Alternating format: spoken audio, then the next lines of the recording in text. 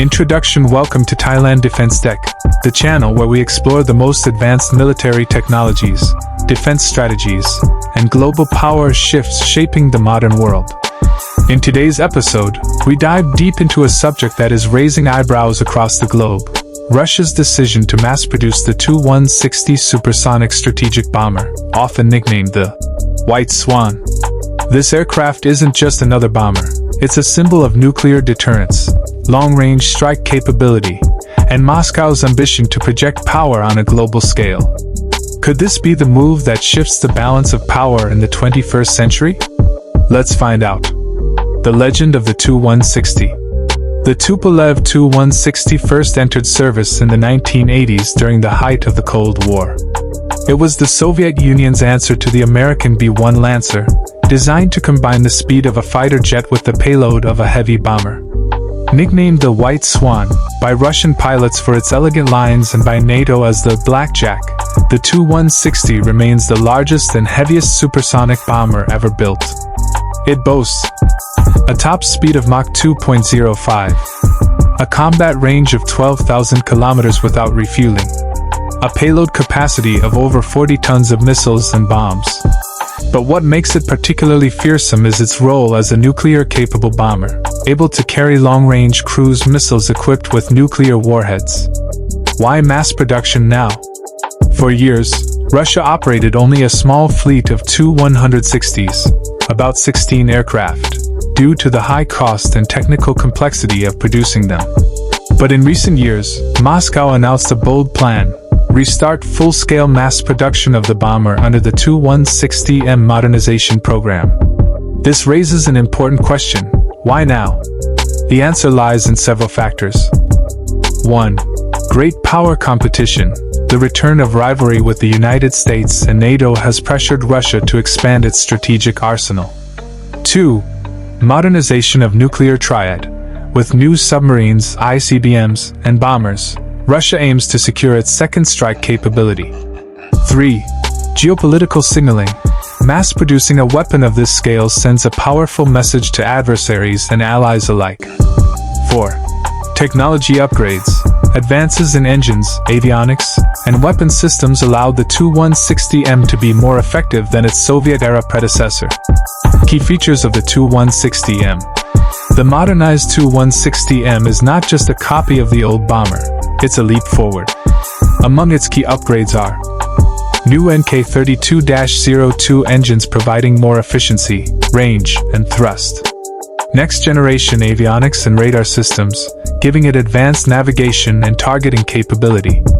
Reduced radar signature, although not fully stealth, improvements make it harder to track.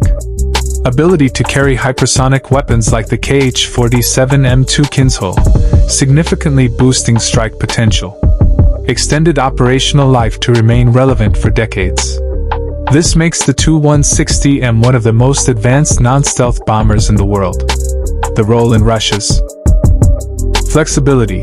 Unlike ICBMs, bombers can be recalled mid-dash. Psychological deterrence. Long-range bomber patrols remind the world of Russia's reach. Nuclear and conventional dual role. Capable of both nuclear and conventional missions, offering escalation control.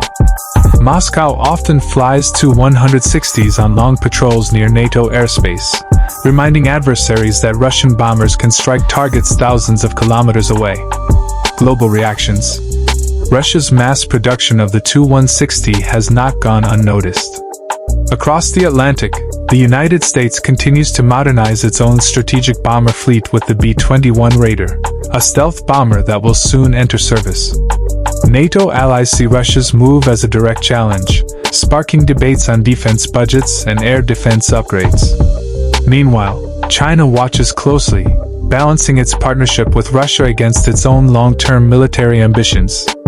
For smaller nations, especially in Europe and Asia, the news reinforces the reality that great power competition is escalating. Could the Tu-160 change the world? The big question remains: does the Tu-160 have the potential to change the world? In one sense, yes. The bomber's mass production signals the return of Cold War-era strategic competition, but in a modern context. Its ability to deliver nuclear or hypersonic strikes across continents forces rivals to adapt. However, critics argue that the Tu-160, while powerful, lacks the stealth features that dominate modern air warfare. Against advanced air defense systems like the American Patriot PAC-3 or the future NGD ecosystem, survivability in contested airspace could be a challenge.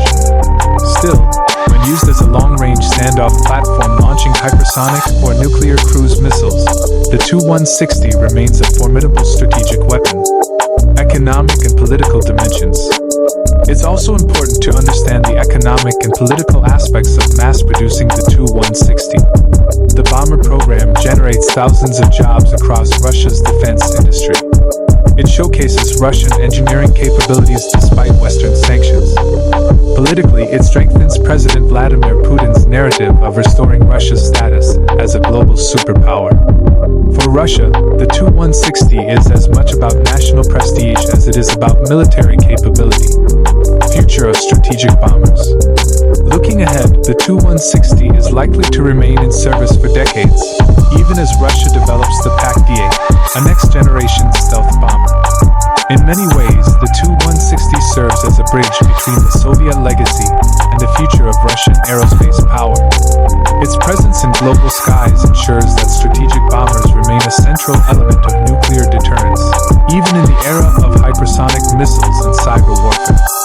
Conclusion. The mass production of the Tu-160 represents more than just the expansion of Russia's bomber fleet.